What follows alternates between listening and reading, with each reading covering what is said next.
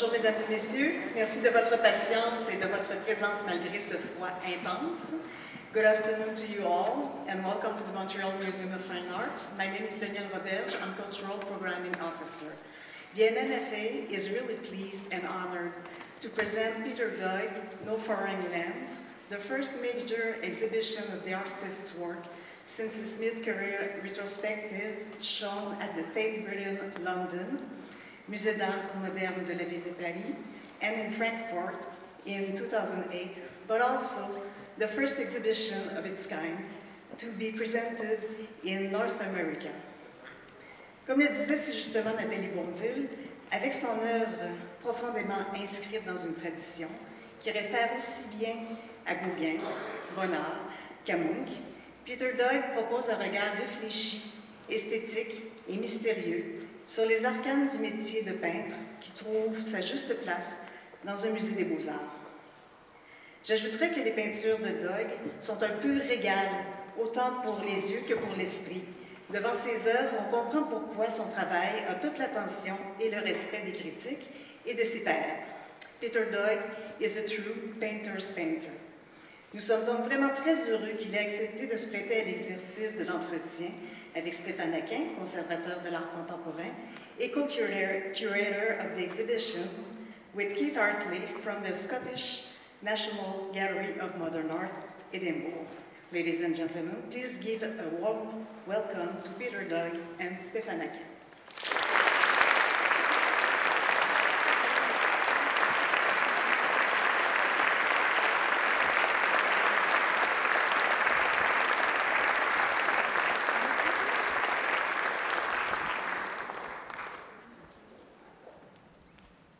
Thank you. Thank you for being there in such great numbers. What we'll do today is run through the exhibition with Peter. I'll ask him questions and tell us to explain the works that are in the exhibition. But I'd like to start off by saying, for those of you who are not aware, that this exhibition, a wonderful exhibition, brings together works that he has produced since he has started visiting and moved to Trinidad in 2000. And I think this move, you will maybe agree, sort of brings a change to your work, right? Somewhat, yeah. I think it's. I think the work's kind of changed a little bit, yeah. We can elaborate. The first work that we see in the exhibition as we enter is House der Bilder, and you wanted that work to be there, and why is that? Well, I like the idea of a person in a room looking at paintings. I'm interested in that act of looking at works of art and the way people contemplate pictures and color and sort of disappear into these things that aren't really real. And I find that people look at paintings in a way that they may not look at other things in life, either whether it be a real landscape or whatever, a person, or they look at paintings in a different way. So this is a painting about someone looking in at other works of art. Excuse me. In my mind, it was possibly a painter looking at maybe some of his paintings in a shop that sold paints. The shop is called House der Bilder. It's actually a shop that exists in Vienna. It sells sort of lots of different genres of painting, not particularly like a typical art gallery, more like a shop that sells paintings. So I like this idea, this house of pictures. So I thought, as a beginning for an exhibition, it's quite good to have someone looking at art. That's something that we noticed while we were installing, and Nathalie said that, Nathalie Bourdil, is how you were very considerate of the context in which your paintings were to be shown and received. For instance, you were rightfully reluctant to put a work on the partition wall at the top of the staircase. You want the context, proper context, to be there. Well, I mean, I think you have to be, careful of context within your own work, and if you single out works, for instance, put them at the top of the stairs before you enter the exhibition, it can set the wrong tone or mood or whatever. And it just seemed like it would have been a strange thing to have done. It fit much better in the exhibition with its fellow paintings. Mm-hmm. But there's also a respect for painting that you seem to have, a profound respect for that object. Yes and no. I think there's a lot of disrespect in the making of a painting. You know, not to sort of in a way sort of, you know, be overly worthy. You have to kind of disrespect to sort of in a way make something that's alive. I think there has to be a sort of abject quality in the making. I think to sort of in a way keep the thing alive and not just turn it into some sort of, you know, thing of beauty. I mean, that's never objective of mine. Oh, interesting. Maybe we can move on to the second work, Grande Rivière, which is, I think, the first landscape that you do after your first visit to Trinidad in 2000. Can you tell us a bit about Trinidad, place where you grew up when you were a kid, and where you returned in 2000? Yeah, sure. I'd lived in Trinidad prior to moving to Montreal in the 60s. I was there from 61 to 66, just during and post the island becoming independent from its former colonial, I don't know, whatever, from the former colony, which was the UK. So it was an exciting time to be in Trinidad when they became independent. And I hadn't had the chance to go back until 2000 when I was invited to do an artist residence.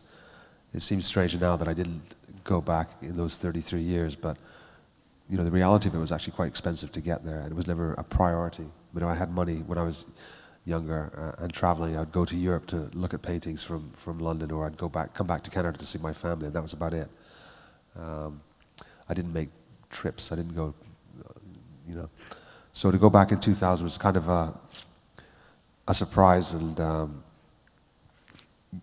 fortuitous one as well in retrospect. But also I didn't really know what I was going to find there. Really, I didn't really know whether I'd feel welcomed, you know, coming back 30 or 40 years post-independence. But once I got there and met people and felt very welcomed, I thought it was a good sort of alternate place to be, really. And I saw a lot of possibilities for making paintings, really. And I think when I went back to London, prior moving to Trinidad in 2000, my work started feeding off that time that I was there. And Grande Rivière, you started in London, or? Grande Rivière started in Trinidad. Grande Rivière is actually a place in Trinidad. It's a small village, kind of at the mouth of a river that comes into the sea, and it's become famous because the leatherback turtles return there to lay their eggs, and people go and see them there. But it's pretty much a very low-key, small fishing village, and there's like one sort of little hostelry there you can stay. Up until quite recently, the turtles weren't protected, so they were kind of fair game for fishing and you know, to be used for food. But now they're pretty much protected, and but there still is this kind of interesting sort of life cycle there, where the turtles come and lay their eggs, and then the vultures eat the hatching turtles. And so it's kind of a lot of stuff crawling around when you're there. I don't know, when I was there, I can remember being very aware of the sky. The Caribbean sky is very different to the northern sky, and feeling like very much on the edge of something, like the edge of the world, looking out towards Africa from that side, and hence this kind of the division in this painting, which is where the sky, you see the sky and then you see the sky reflected. But it also refers back to a painting I made just having left Canada in the late 80s, called Milky Way, which very much dealt with the same theme. This is just a bit sort of more expanded. On the other hand, I mean, this is, and correct me if I'm wrong, the first time in years where you engage in painting what's around you. That's true. I mean, there was a not so much of a disconnect at this time. I mean, of course, these ones were made in London, so that was very similar to what I was doing prior. But I felt that at this point in time, I should go to Trinidad, because just as a sort of challenge in a way. I have to say now, if I remember, I'd been offered an exhibition in Munich at the Pinakothek. I was given a good-sized room to make paintings. So the initial idea was to go to Trinidad and make the paintings for the Pinakothek, and then maybe return to the UK. So I sort of thought I'd probably go for like 2 years, but it's now sort of turned to 12 years. We'll move on to another painting that I think is a transition painting. Also, I think I heard you describe it as such because the canoe relates to the to your Canadian scenes and the. Do you want to explain on that? Expand? Well, I made this painting again after that first visit to Trinidad, but I made it in London. Just prior to making this painting, I'd been in St. Louis. I had an exhibition at the museum there, and they have this fantastic Matisse painting, which is called Three Bathers and a Turtle. And it's a painting that Matisse made around the same time Picasso made Damsel d'Avignon. And they were kind of both very much influencing each other. And to me, it was very exciting for me to be able to see this painting in the real and see it many times over the course of a week. And so in a way, this was my response to it. And the title, 100 years ago, can refer to quite a number of things, but one thing I was conscious of was what was happening in painting 100 years ago, and how in a way that was still sort of exciting for me. Is it? I mean, that's something, but on the other hand, we can't help but see color field painting influences in such a work, which are not 100 years old. That's true, but I was thinking more of the pictographic elements than the sort of the abstract elements. I think that color field painting, yes, but in my mind, there's as much sort of color field in the Matisse painting as there is in any color field painting. Mm-hmm. How necessary was color field painting?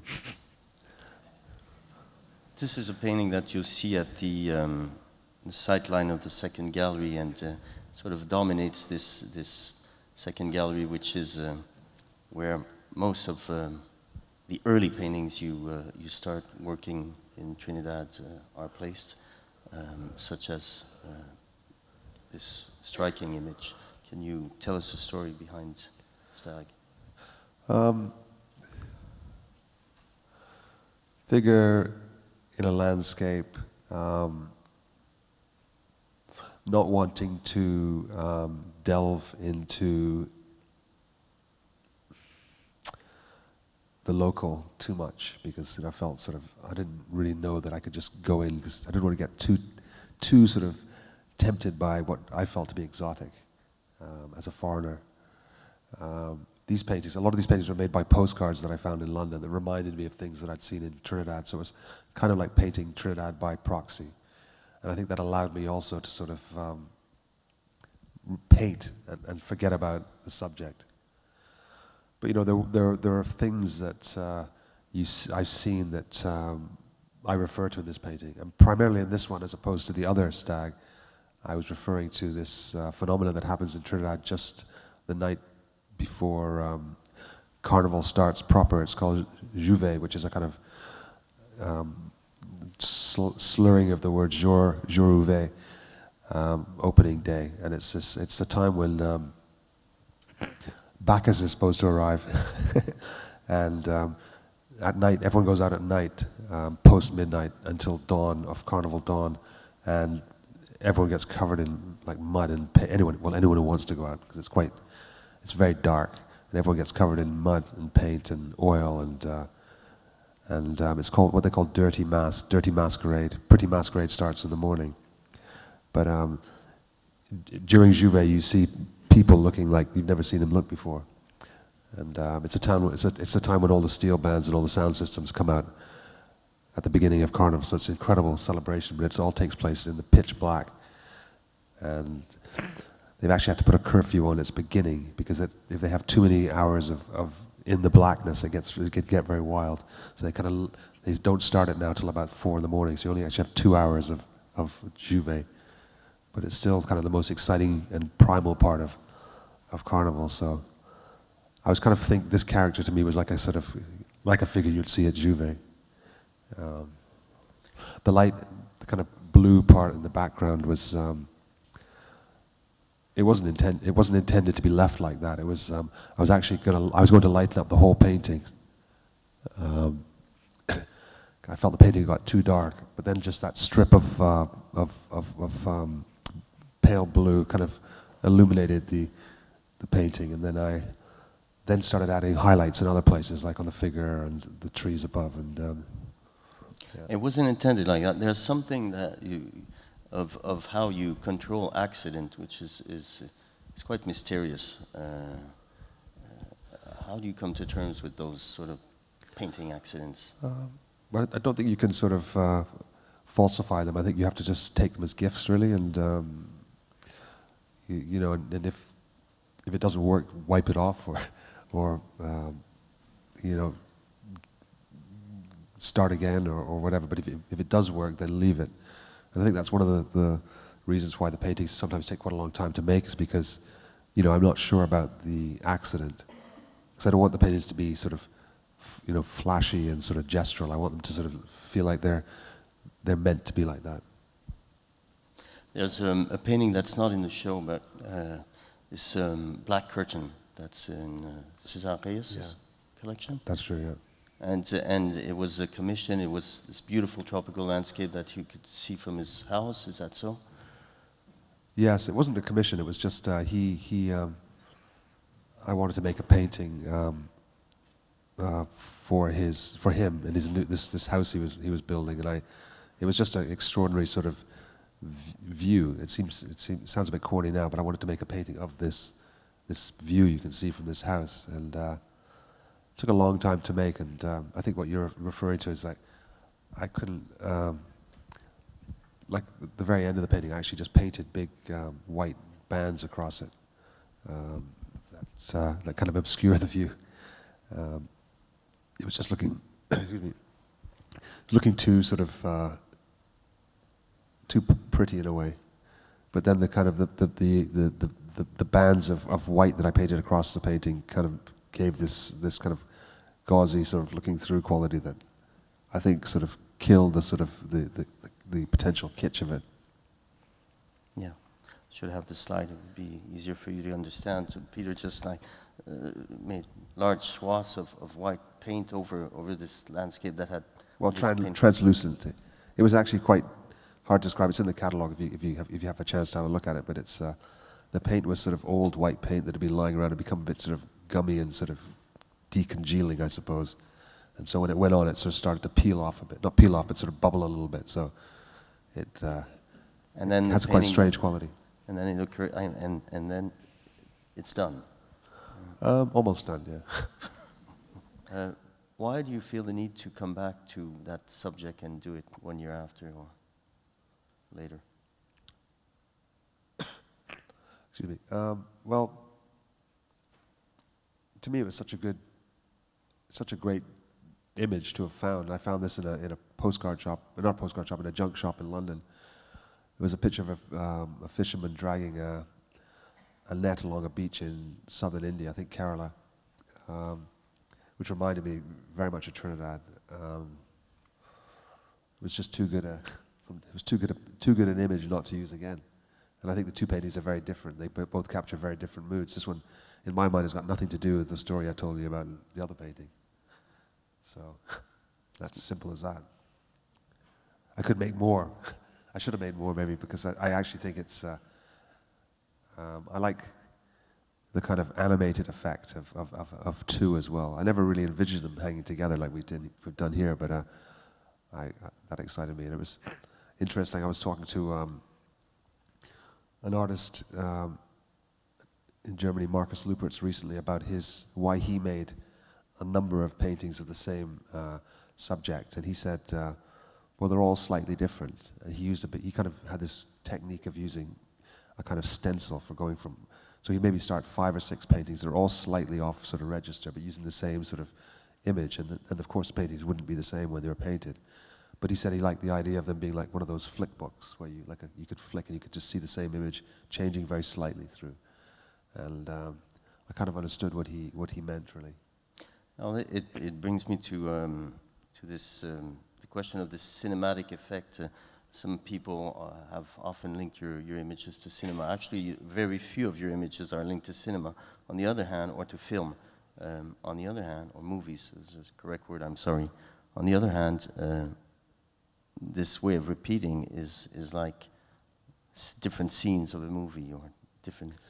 Well, I think people they kind of reference the world through movies. I mean, often people say things, oh, that looks like a scene in a movie, or just about things in real life, or that could have been a scene out of a movie, or, I mean, like yesterday when we were on the ice rink, it was freezing cold, it was bright sky, and then the guys who were playing goal walked towards the rink, and someone commented, oh, it looks like a scene from a sci-fi movie, but it's just real life, but it does these things, and I think that naturally you're attracted to things that are not just me, but people are attracted to things that are cinematographic.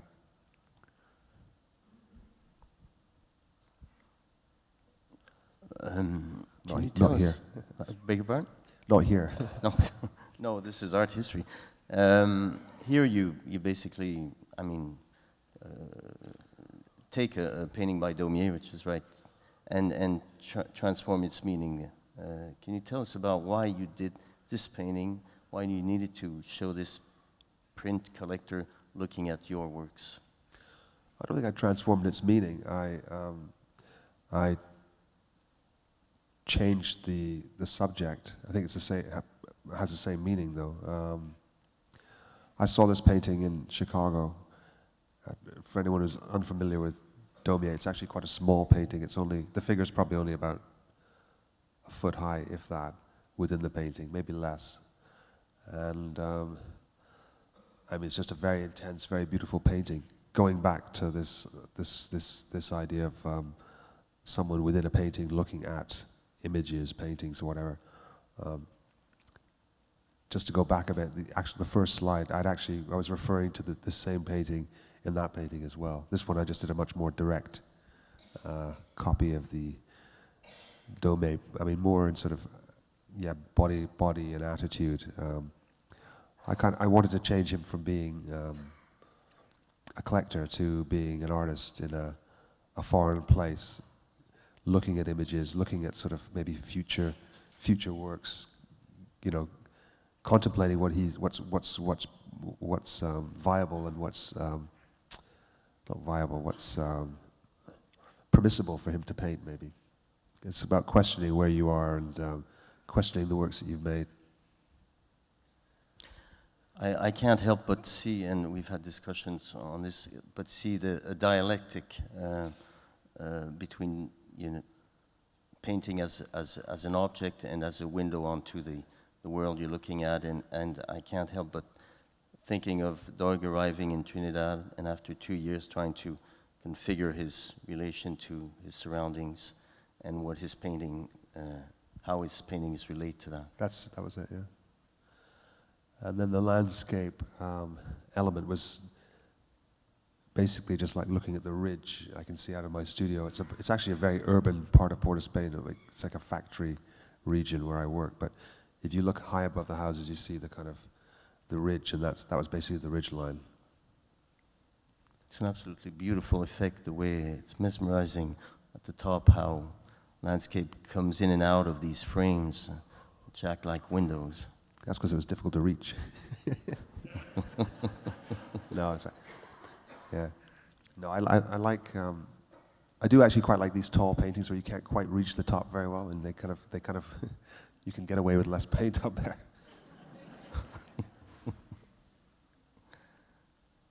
Another painting that is, now we've had many discussions. I'm pretty much obsessed with this theme in your work. Is how you take the Haus der Bilder picture and transform it and make it mean something else.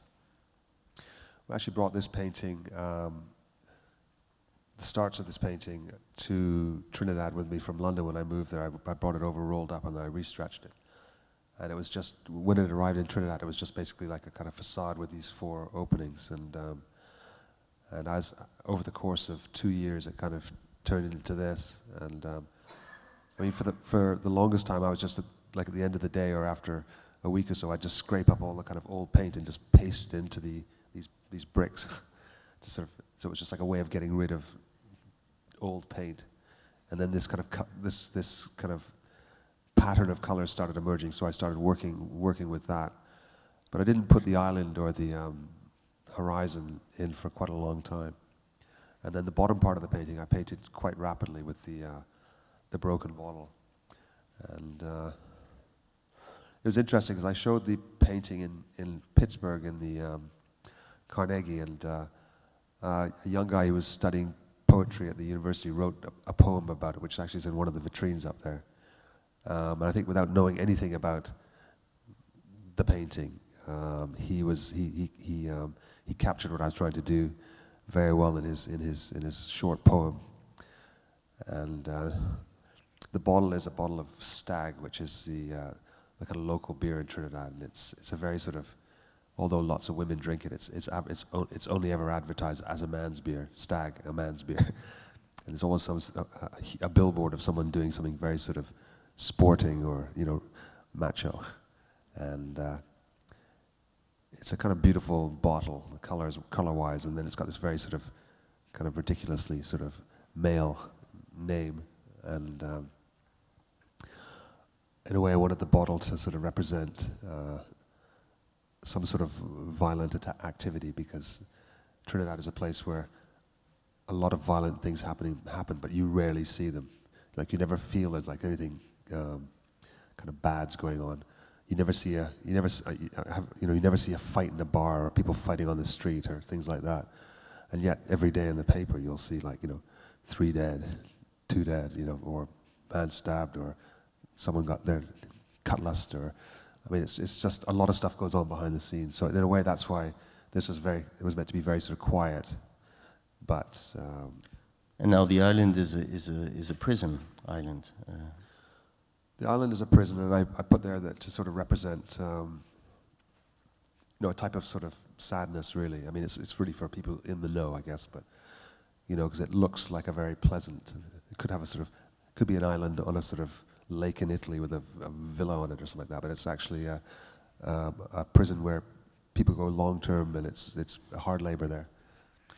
Well, so there's a hidden text. I mean, for those who don't know that, we don't realize that it's sort of a current day history painting of the harshness of a place. It's yeah, but I think people, you know, you don't need to know the narrative, and the narrative isn't really it's not a real narrative, but those are the elements for me. That's the important things for me.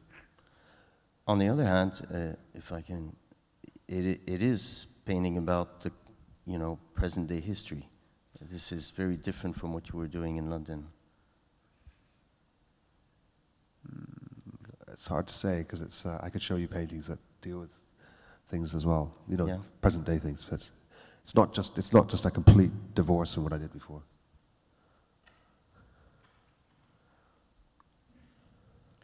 Bring you to more images. La Pérouse Wall. Do you want to talk about this painting? Yes, but this painting. Sorry, it probably looks a bit strange because I'm looking at this, because but I have an image of that here, so it's easier for me to look here. But this painting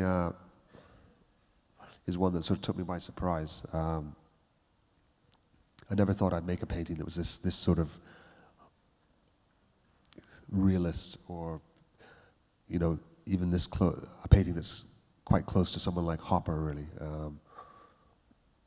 I've always admired and loved Hopper's work, but I never really felt I could sort of go in that direction. And not that this is particularly Hopper-esque, except for of course the fire hydrant. But it wasn't really meant as a reference to him. But there's studies for the painting you can see upstairs, and the studies before are slightly more sort of not cartoon-like purposely, but the figure is less, you know, kind of realistically painted. And I felt that to do justice to this character, who was just a guy I used to see walking around Port of Spain, rain or shine, he always had this kind of home-decorated pink umbrella. He was just like this guy you just sort of see. He was just like someone you just sort of see walking around, and I tried to talk to him once, but it was kind of impossible to talk to him. He was completely sort of locked in his own world. And I, just by chance, took a snapshot of him walking by La Perouse wall, which is the wall to the big cemetery that's in the center of the city. And again, I had this image that I felt was very sort of film-like. And around this time, I'd shown a film by the Japanese filmmaker Ozu called Tokyo Story in my film club in Trinidad. I think there may be a poster of it upstairs. And I was very taken by a lot of the framing in that film. And so this painting for me was a real reference to that kind of stillness that you get in that film, that beautiful film. And it was a difficult painting for me to make. It was a lot of sort of struggle in it, just because of my lack of ability in this direction. But certain things helped me resolve it. I think putting the fire hydrant in, almost in the last few days of working on it, completely changed it. All of a sudden there was another sort of character that took your eyes off the central figure. And then just funny, little things like the smoke coming out of the chimneys, they seem very sort of, maybe a bit whimsical, but actually I think they help to sort of balance and animate the painting. You said something that surprised me, is that you were frustrated by your lack of ability to paint what you wanted to paint. Well, it's lack of sort of, I suppose, academic ability, like, just to be able to sort of paint a face, or just to be able to draw an arm with foreshortening, to be able to draw a leg in a way that's convincingly in stride, to capture the gait of this man properly. It took a lot of, drawing and redrawing and tracing and projecting. I mean, just like multiple sort of ways, any way I could use to try and get the solidity that I felt I needed for this. If I was Manet, I would just be able to draw it, but no. These are light-filled images. There are other images in that gallery, and that you start working on in the early years of your stay in Trinidad that seem more inhabited by almost phantomatic vision. Is that so? Well, this was something again, something I saw. I just saw. I mean, this is something I made up. This painting is one of the few that came completely out of my head without any sort of photographic source, obviously. But I did see, and I actually have film footage of this young man I saw standing on a stack of speakers in a kind of on the edge of in a landscape setting, really. So not like in an inside or not in an urban, but a huge stack of speakers. I mean, not as big as this, but and he was Indian by nature, and he was wearing a pale yellow sort of two-piece suit. It was very striking. He was very striking, and I have to try and find this piece of film footage because I just made this up, but it was just really, kind of turning that memory into an image, and my enjoyment of hearing music coming out of these big sound systems. Even as you drive by there, you stop, but just this sound of music in nature is something I really like.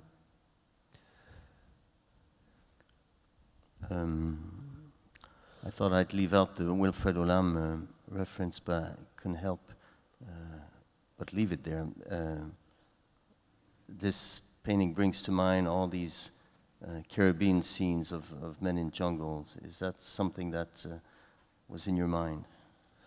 Not really. It was more about a Westerner pretending to go native. It's really a kind of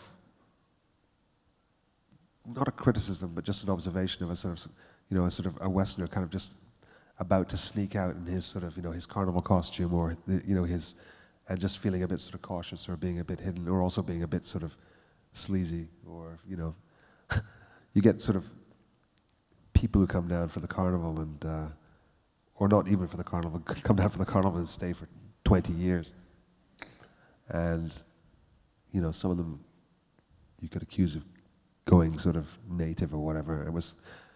That was my ideas about this. It wasn't really. It was kind of like a backhanded way of looking at what you described first, the man in the jungle. It's nothing about native. It's about someone pretending to be native. Well, that certainly says how you seem to. You're very conscious of the dangers of exoticism. I mean, it's a loaded field. Gauguin, Matisse, and so many others have traveled in the tropics and have. Yeah, I don't think it's necessary because I think it's so done, and it's so done in advertising. It's so done. It's so done in everything. So there's no need for me to add to it. Even other artists do it.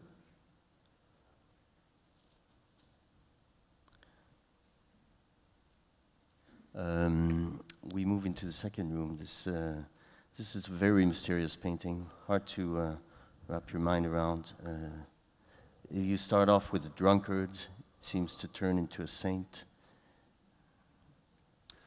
It was, again, the image came from a postcard that a friend of mine sent me years ago, probably in the mid-'80s or even earlier, of a drunk hanging on a tree outside a metro station in Paris, and I think it was just someone posing as a drunk.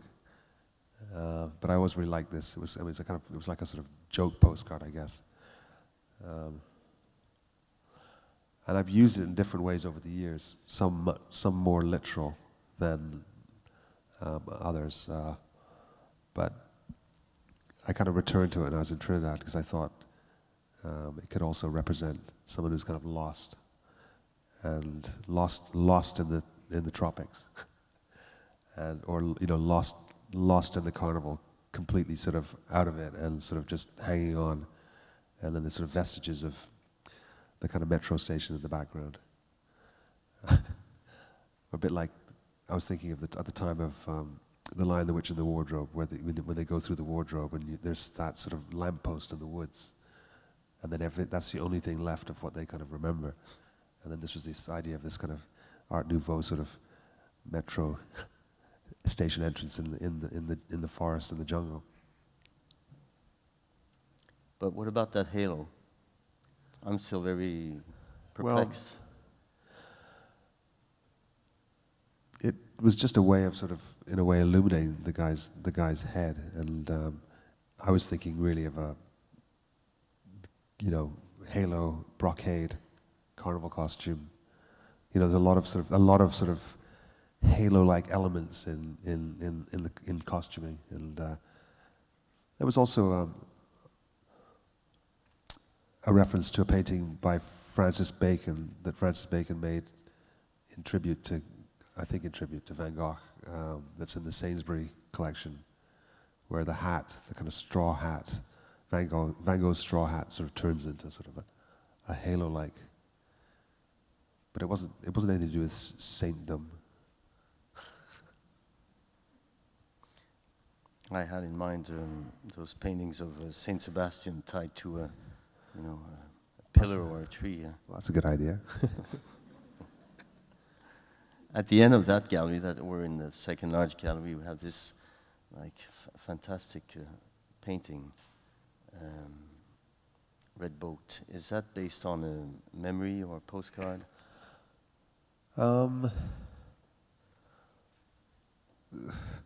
Shortly after moving to Trinidad, I was very surprised to be taken to a small sort of bar, and there was this kind of I discovered this whole sort of alternative sort of music scene there, one that was completely different than the sort of the local music, which is soca, dancehall, reggae, hip hop, R&B basically, but predominantly soca and dancehall. And this was a whole group of people who, kind of had sort of music was much more influenced by, post-punk and music from the UK, sort of pop music, but all Trinidadians. And there was these guys who used to play music at these events. They used to call themselves the Imaginary Boys, which comes from, of course, the Cure song. Shortly after discovering this, my car broke down in this kind of very dangerous part of town, and I was going to leave it. The drive shaft kind of broke, so I had to leave it. There's nothing I could do. And these guys approached me, and there were these 3 young Indian Trinidadians, East Indians, and they said, "Oh, can we call a tow truck for you?" And I said, "No, it's okay. I'll leave it here and I'll pick it up in the morning." So no, you can't do that. There'll be nothing left. And so I said, "Okay, that's very kind of you." So they phoned a tow truck and they said, "Oh, we're going to wait with you for the tow truck." And I said, "Oh, you don't have to wait. It's." They said, "No, you can't stay here on your own at this time of night." So we ended up talking, and of course, inevitably, the question comes to where did I come from? And I told them where I came from. They said, "Where did you come?" Eventually asked them, "Where do you come from?" And they said, "I come from Trinidad." And I said, "No, where do you come from?"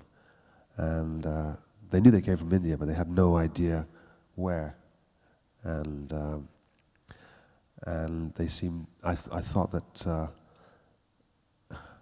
not naively, but I just thought I thought that that was kind of amazing in a way not to know. And then then just think about how many people just don't really know where they come from.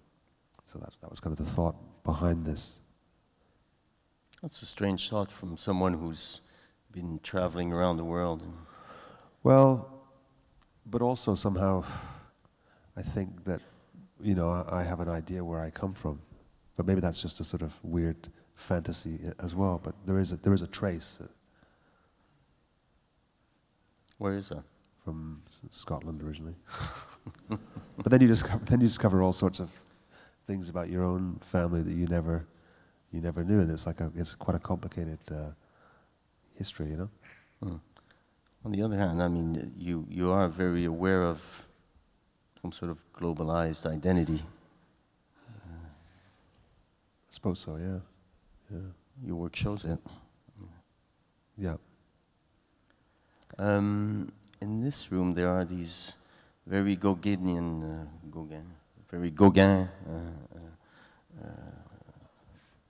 paintings that look or that bring the art of Gauguin to mind because of this cloisonniste way of structuring color and the vivacity of color too. This is a striking scene. I put the reference there. Can you explain this? And how do you consider Gauguin when we compare your work to his? Well, I never really think about Gauguin, to be honest. I mean, I know he's obviously there, and he's extremely important for all painters, whether you look at him or not, because the incredible things he was doing, over 100 years ago. Regardless of his subject, just the way he painted, the way he used color. He was a revolutionary painter. He really changed the way we look at painting, think about color. But in between Gauguin and now, there's been so many others as well. I never really think directly about Gauguin. I mean, people always talk about Gauguin because of myself having gone to, that type of world. If you look at it very sort of superficially.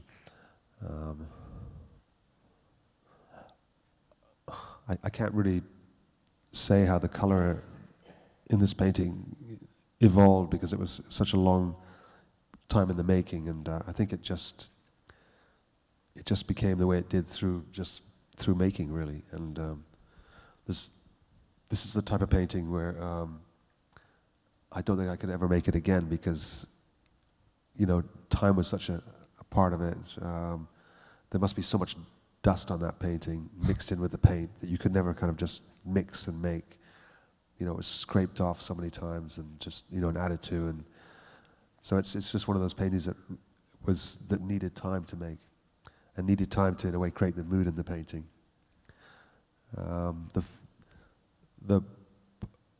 The figures come from, you can probably see it on the screen. It was a little picture in the newspaper of residents of Muruga, which is a village in the south of Trinidad, recreating Columbus's landing, which I thought was quite sort of ironic because, upon independence, Columbus Day was sort of banned almost immediately. And it's in a very modest little sort of pirogue fishing boat, and to me it was like a sort of, it could be a little carnival float. It was just like a kind of, yeah. Yeah, there's a lot of humor and irony in your works, and contrast with the sublime or sublimity of them. I don't really think about the sublime or these sorts of things when I'm making paintings, or it's not really my. I'm not suggesting you're accusing me of that, but or suggesting that's what I do. But it's more to do with sort of just creating sort of atmosphere and thinking about things that I've actually seen, and then sometimes heightening them or not. Right next to these to Muruga, we have these two cricket paintings, and I want to understand why one was done in a year or maybe less, and one over the span of 6 years. Well, the one on the right was started before the one. The vertical one was started before the horizontal one, and then to begin with, I didn't like that format. I didn't like the vertical format so much. So I made the horizontal one, and there's a number of drawings and works on paper and smaller paintings where I'm trying to get this balance between a figure which is derived from a photograph and a figure that's derived from from drawing, really. And I think that that was why possibly there was two versions. But again, it's like to me they're two very different paintings, really. I mean, they remind me of something I saw, but to me I was also just interested in sort of the dynamics of making a painting with figures in action, and of course, I was thinking about painters like Matisse, and you can't help but get excited sometimes by seeing those paintings, and also Francis Bacon too, of the use of orange. I mean, Francis Bacon made a number of cricket paintings, which I really disliked when I first saw them because the orange was so sort of present. But over time, I've actually sort of come to terms with them and very much like them and find them some of his best paintings. I remember you saying in Edinburgh that you preferred the vertical. Now you seemed you thought that it was more resolved. But here I prefer the horizontal one. Huh? I think I don't know. I just like the surface of it more. It's sometimes you like different elements at different times because of what you're working on at present, and now I'm more excited by seeing the kind of what's happening in the painting in the horizontal one. What is it? Just broader. I don't know. It's hard to describe. It's just like just broader areas of color and just more. The forms are more interesting for me. The forms of the kind of foliage type stuff at the top.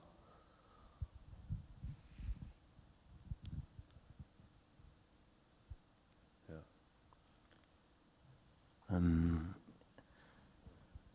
Imagine Figures in Red Boat. Quite the opposite. The first one was very almost concrete with a silver sky and very almost cementy forms, and this one is like dripping. I mean, I suppose I wanted the first one to be a bit like, six young men who look like the Beatles, possibly, with the similar kind of haircuts and clothes. This one I wasn't really thinking of that. I think with this painting, I started it, and this is what it looked like very shortly after beginning the painting, and I was quite surprised and excited that, you know, oil paint could look like this and be a bit like a watercolor possibly. And I thought I had to be very careful not to spoil this feeling. That's why it's dated from 2005 to 2007, is because I think within those 2 years I probably just did like tiny little bits, like, you know, just little, I'd add I didn't want to make it too full. I wanted to keep it sort of like floating and empty, so had to be quite sort of cautious with it, but also at the same time look at it for long enough so that I could come to terms with it and realize it wasn't just some sort of flippant, sort of quick thing, you know, that you sort of just whipped off. It seems that the decision process into letting go of a work is extremely laborious and long, and I think that makes it sound like it's too hard work. It's like hard work. It's not really. It's just more. It's more the excitement of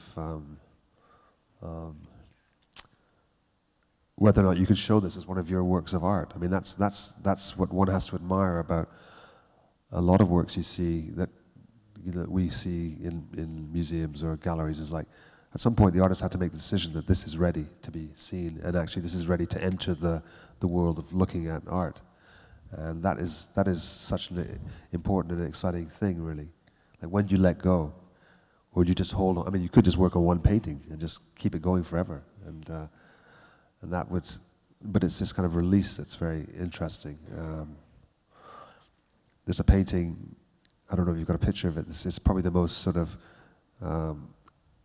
abstract, if you like, painting in the exhibition, called Mal de Stomach. This painting, yeah. And I've been working on this for quite some time, and I really wasn't quite sure what it was. And I'd shipped off all my paintings for an exhibition in New York, and I left this one behind.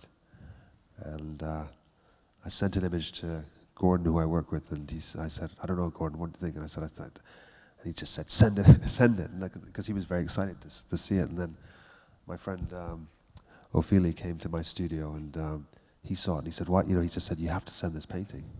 And so in a way, it was like, I mean, I don't normally have people in that situation. It's normally absolutely my decision, but you know, the encouragement and then the excitement of seeing it. I mean, I sent it thinking, well, if it doesn't look good, I'm going to take it off the wall. But in fact, it actually held up the exhibition together, and I was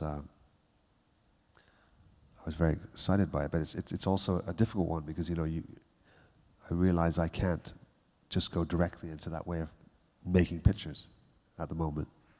It's just something, it was a kind of gift for me, really. It's very unique. Well, I mean, I kind of know how it started out and how it evolved, and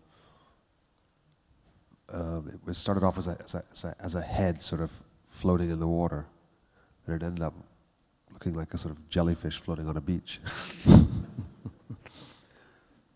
Wasn't it the other way around into... It did flip around. I can't remember exactly which way it was, but it flipped around a lot, yeah. This is almost abstract, too. One could think it's abstract. Whatever that may mean, yeah. It's a form. Yeah. Now, I want to go back to the painting before, which is right next to it in that beautiful middle gallery. This is as thin as it can get. You're painting a shadow, right? Well, painting a shadow of a sculpture made by a friend of mine, but a very small sculpture, like something that would sit on a tabletop, and then sort of blown up large. I mean, I showed it to him. He knew I was doing it, and he was excited by it. So it was like I just stole his form, but and it evolved into something else, of course. But again, it again refers to the carnival and a carnival character, which is a bat. Nothing to do with Batman. Much more to do with the real bat and the motions of a real bat. And it's what they call like an old masquerade character, like old mass. And it's not about the carnival, but it's about this sort of transformation, maybe. It's about feeling empowered for a day or a night. And it's also about, the theory, making an ethereal painting as well, and making a painting which kind of takes over from you, and it's kind of out of your hands and out of your control.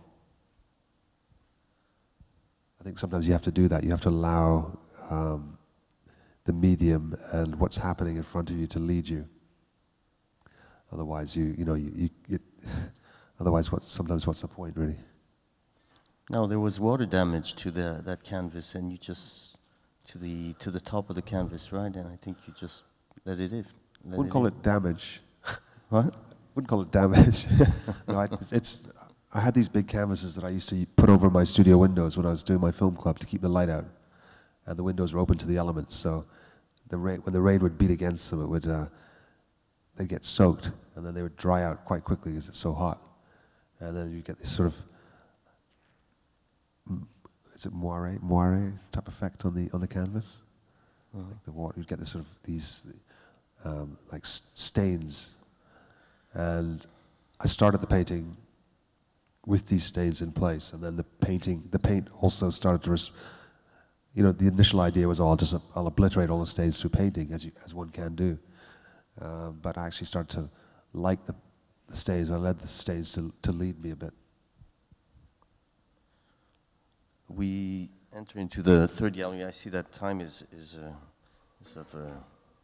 an issue. We can see the works in the last gallery. This is quite the opposite. Works in this gallery are very structured, seem more structured, seem more constructed too. And I just can't wrap my mind around this House of Flowers. It's still the most mysterious image of all for me. Can you explain this? House of Flowers is the title of a book, a short story by Truman Capote set in Haiti, probably in the I think he wrote it in the 1940s or 50s when Haiti was still quite a sort of tourist destination. And House of Flowers became a dance, I think, or a play or a dance. Well, definitely, it was a play. It involved a lot of dance on Broadway. Jeffrey Holder danced the main male role. Carmen de Lavallade danced the female lead. The story is a kind of fantasy about a sort of girl who sort of, I think she ends up working in a brothel or something like this, and it's very beautifully written, but it's a sort of fantasy picture of the Caribbean in a way. And so I like this House of Flowers, and I liked, you do see a lot of flowers, you see a lot of bougainvillea, you see a lot of flowers dropping off trees.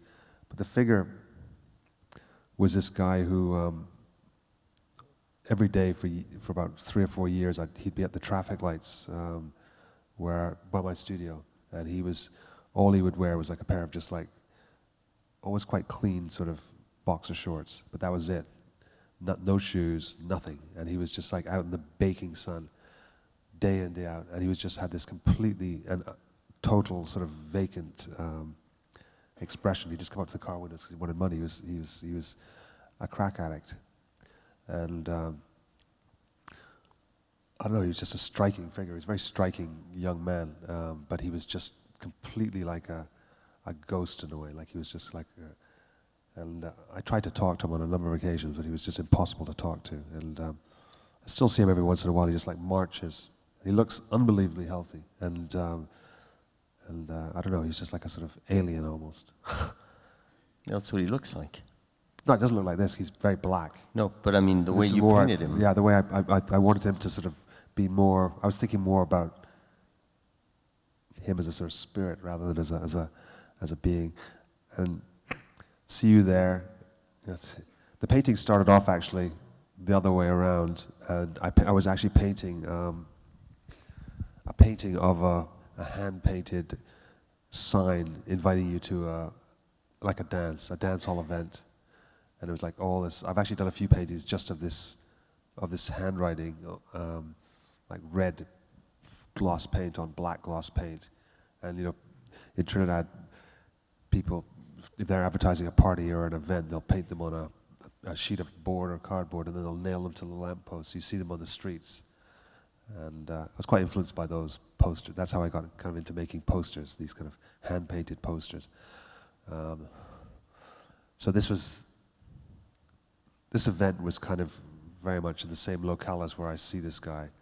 And it was just a kind of made-up thing, but using those elements in my mind.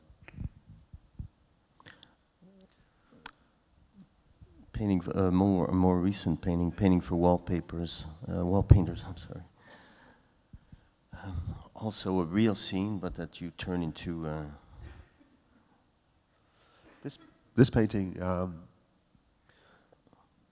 I guess became, you know, not a homage, but it was, you know, the idea came from the painting, from seeing a wall that had been painted outside a bar. Prosperity is the name of the bar. Kind of bar where they play a lot of kind of old school reggae music, not dancehall, always kind of like old school kind of roots. And on the outside of the wall is a painting of flags. And the wall painter had sort of either stopped or not been paid, or for whatever reason he'd sort of left the flags in this kind of condition or this degree of completion.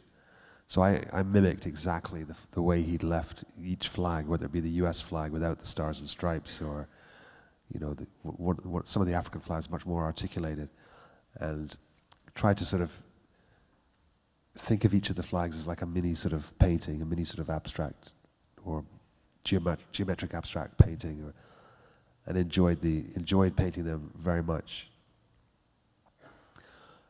I thought about the sort of ubiquitousness of red, gold, and green, you know, as a kind of, as used in clothing, like sort of the Bob Marley sort of aesthetic, and how it's used, and the symbolism of sort of Rastafari is used. And I think, yes, of course, a lot of people know what it's all about, but a lot of people don't. It's a kind of, it becomes just a sort of symbol for some sort of idea of some sort of counterculture or another way of living.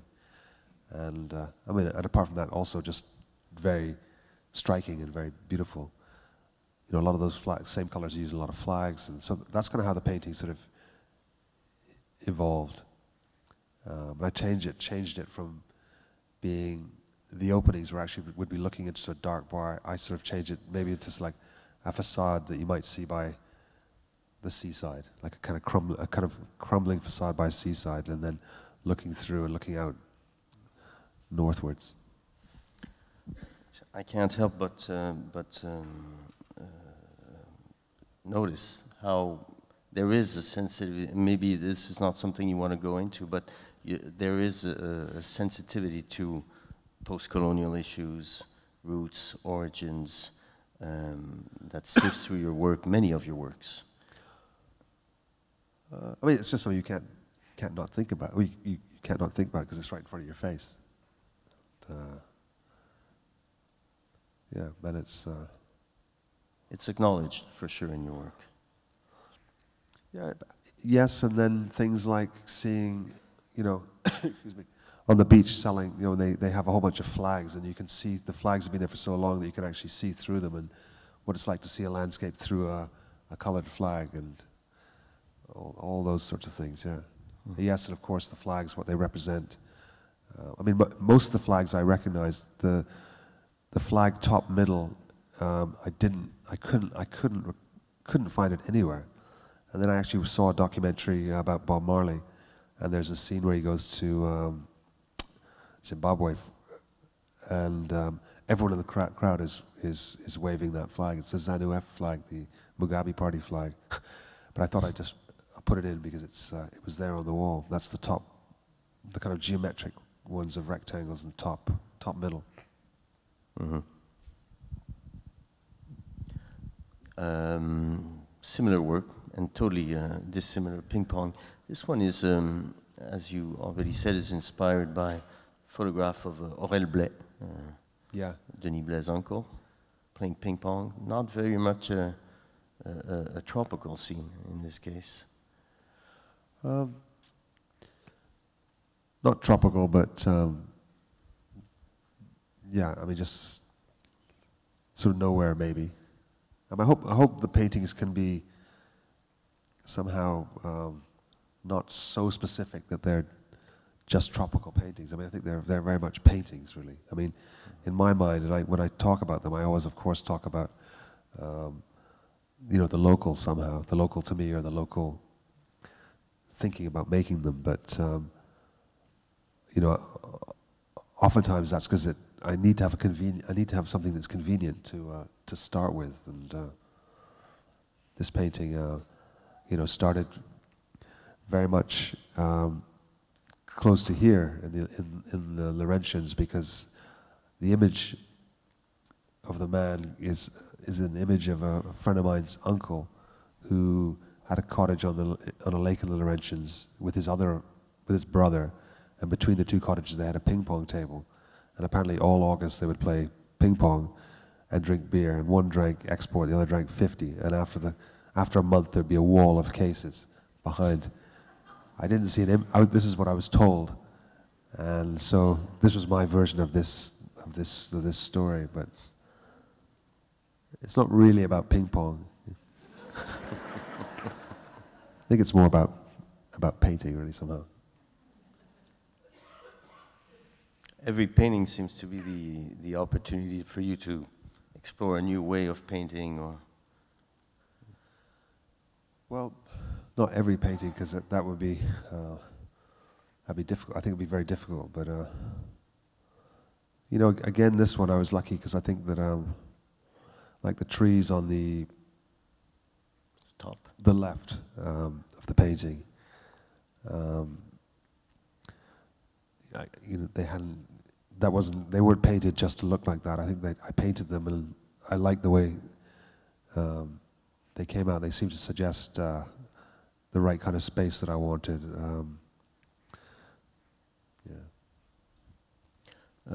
There are many studies of this painting in the exhibition, and question I had: does every painting do you go through that many studies for every painting?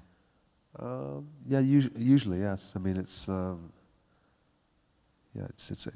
always a case of working out how to finish the painting, and like it was necessary for me to make these studies to sort of help me make the painting.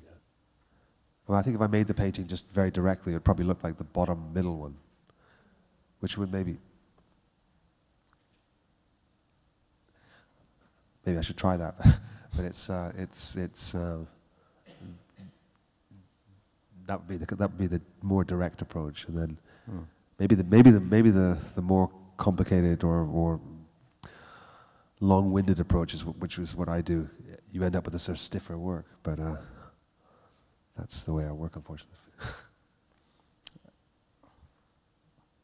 Two paintings side by side. We're approaching the end of the exhibition here, but then again, I'm struck by how one takes 4 years and the other one is done while you're doing the first and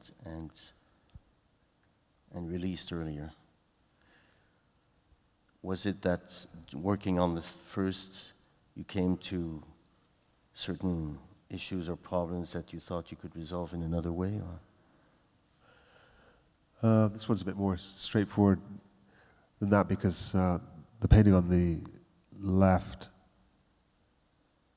I started and finished in Trinidad, and the painting on the right I started and finished in London. So they're made in two very different places, and I mean, I think the one on the right is it's just a different painting, really. But I didn't want to change the gait of the figure. I like the gait of the figure. I think they're two very different figures, but I like the gait. And you work from an image of Picabia walking. I found an image of Picabia. I don't think it's important that it was Picabia, but it was important. It was that photograph. It was a kind of man in thought walking by the edge of a pool, and I kind of made all the rest up. The figure on the on the left is closer to what the figure of Picabia looked like, but to the right, he almost looks like a guru. Give him a white turban. He moves with light, advancing or progressing with him. I thought more of a sort of someone in a sailor hat. But a what? I was thinking of someone in a sailor hat. Well, there you go. Beautiful title. Can you tell us about this painting? This is a painting I did based on a photograph of my young son, who's 7. I took a photograph of him standing in a kind of disused fishing boat, and he was wearing sort of like typical sort of like red and white, red with white flower sort of swimming shorts and shirt, and the photo was very underexposed, so it was like very sort of bleached out. Like you could hardly see any details of him or the inside of the boat. Everything else you could see, of course, in the scene. And I just like this kind of fused out color and light. And he has quite bad eyesight, like very like -10 in both eyes. And so we didn't really discover this until he was about 4 or so, or 5. And it took him quite a while till he started actually getting used to wearing glasses. And he still describes like what it's like to see things with his eyes sometimes. And so I was sort of thinking about that when I made this painting, and just imagining what he could see. Imagine what he could see. Yeah, and it was. I mean, his name's August, and the photograph was taken in February, so hence the title.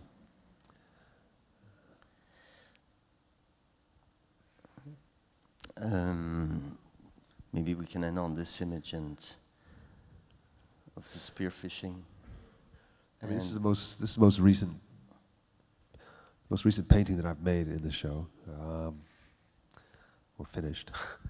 It's kind of a version of something I saw.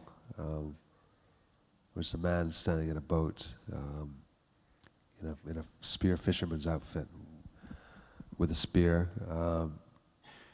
and then a figure. It's actually another man in reality, in a yellow raincoat, sitting at the end of the boat and looking at him. And I kind of immediately did sketches after seeing this, and I kind of saw him in a kind of sort of somewhat lagoon-like setting.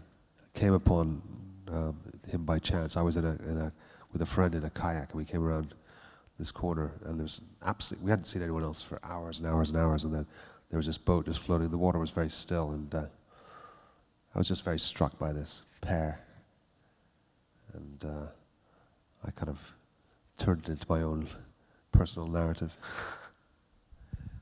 And I changed the figure, both figures really, and I can't think of any other painting in which you use the 3 primary colors so boldly.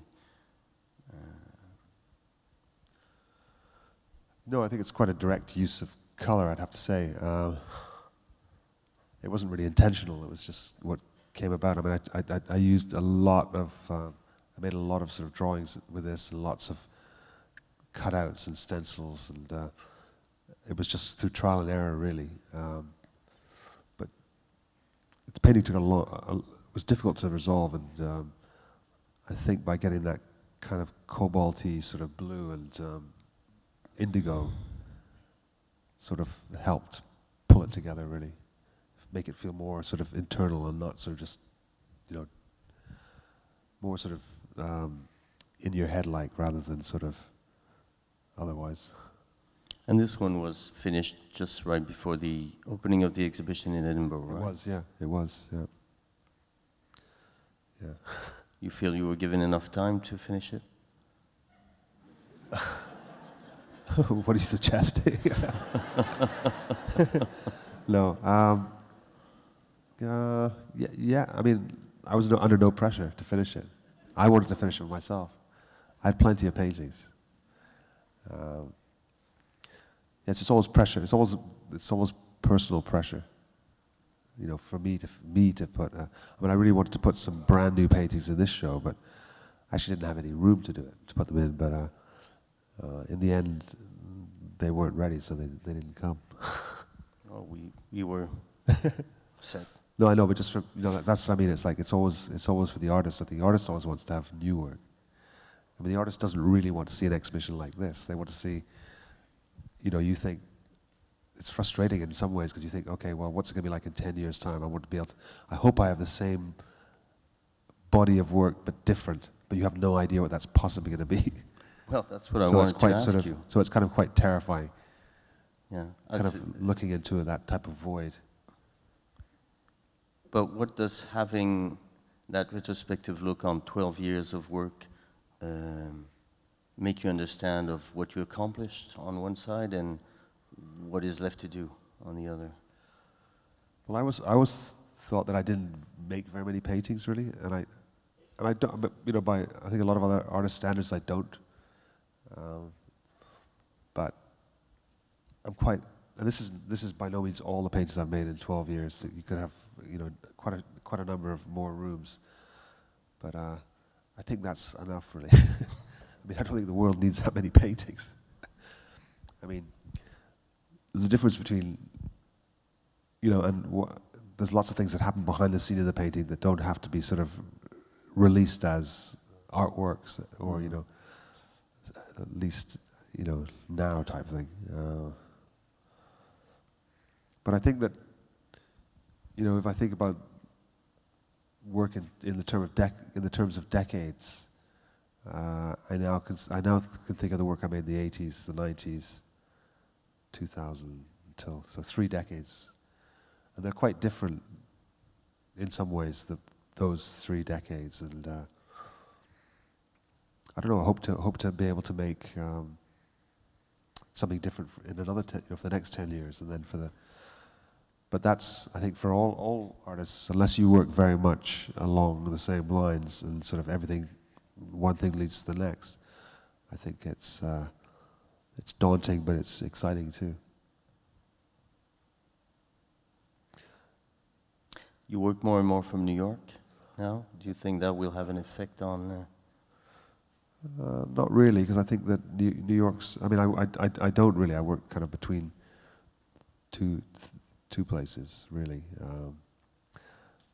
I used to be the type of artist. I had for many years a sort of kind of squatted studio in London. It was in a basement, and it was a really kind of horrible room. But it was. I had it for 14 years for free, and I really felt like I probably could never make a painting except in that room, even though it was like. I mean, you could barely sit down in there. It was so horrible. It was like kind of you just had to sort of work also to keep warm. Sounds like your typical sort of garret, and it kind of was. But you know, it had no natural light or like that. But somehow it produced paintings for me. Helped me make paintings. And I thought I would never be able to not work in that room. But since that, I probably worked in about sort of 10 different rooms, and so I'm now more accustomed, sort of, you know, working in different places. New York, I like to work in because it's very. You can actually, even though it's a big city, you can be very anonymous. You can sort of just go about your business, and no one even really knows you're there, and yeah. Any sense of the direction you're heading in? Too early to ask? No, I think it's kind of along the lines of this and some of the other paintings. I don't think it's going to be a dramatic change, really. I'm trying to make a painting with a horse in it, a big horse. So see what happens. Well, Peter, I'm sure people here would love to hear you. You know, hours more. You got to put an end to it. Anything you want to say? Not really. Just thank you very much for coming. Thanks for paying. Thanks for listening. Thank you.